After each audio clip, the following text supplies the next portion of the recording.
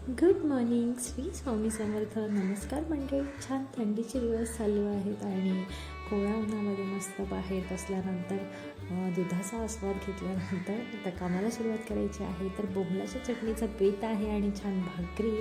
तर बोंबल्याची चटणी पटापट बनवून घेते आणि भाकरी तयार करते आणि त्यानंतर खूप कामंसुद्धा आवरायची आहेत आणि मला आठवड्याभराचे ज्या गोष्टी लागतात त्या रेडी करून ठेवायच्या आहेत. मुलं झोपलेली आहेत त्यामुळे पटापट आवरून ठेवायचं विचार करते आणि पटापट नाश्ता बनवते.